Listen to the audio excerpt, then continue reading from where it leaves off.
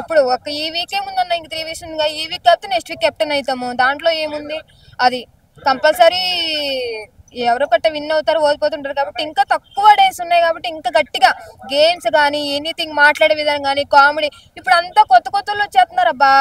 నాకు ఒక్కరు రావాలని అబ్బా దీనిలో మాధురి యొక్క మళ్ళీ ఒకసారి రీఎంట్రీ ఇస్తే బిగ్ బాస్ లోకి ఐఎమ్ ఫుల్ హ్యాపీ అబ్బా. అది పవన్ పొరపాటున తనుజాని పెళ్లి ఇట్లా అంటేనే అంత సీరియస్ అయిపోయింది కదా. మన యావత్ వచ్చి ఎత్తుకుని అవును తిప్పినాడు. ఎవరు ఎవరు డాన్స్ చేశాడు. ఓకే ఓకే, అది ఫ్రెండ్ పరంగా తిరిగాడేమో అన్నప్పుడు ఫ్రెండ్స్ ఇప్పుడు కాన్ఫిడెంట్ లో పట్టుకోవడం అది అది కూడా లవ్వేనా జస్ట్ ఇప్పుడు ఓకే. అట్లా అంటేనే అంత సీన్ చేసింది.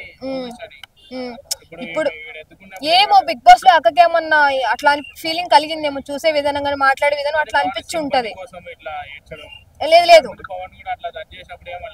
అన్న, ఇప్పుడు ఒక ఫ్రెండ్ పరంగా సపోజ్ ఎవరైనా సరే నార్మల్ మాట్లాడే విధంగా పట్టుకునేది ఉంటే ఏ అమ్మాయికి ఎవరికి కోపం రాదు.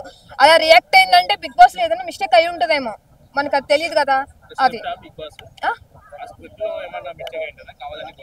లేదు లేదు అట్లా తనుజక్క అట్లా అనిపించి లేదు, కావాలని చేయదన్న చెప్తున్నాగా. అసలు కావాలని తనుజక్క ఏం చేయదు. కంపల్సరీ తనుజ విన్ అవుతుంది. ఒకవేళ ఏదన్నా మిస్టేక్ అయి ఉంటే తనుజక్క పరంగా నేను సారీ చెప్తున్నా అంతే. టాప్ 5 తనుజ ఏంటి, తనుజ ఫస్ట్ విన్నరు, పవన్ కళ్యాణ్, అదేంటి ఇమానియల్, సుమన్ శెట్టి అను, రీతు అను, అంతే. ఎప్పుడో చెప్పాను, పోయిన వీకే చెప్పిన ఇద్దరు అవుతారు అక్క వచ్చేస్తారని.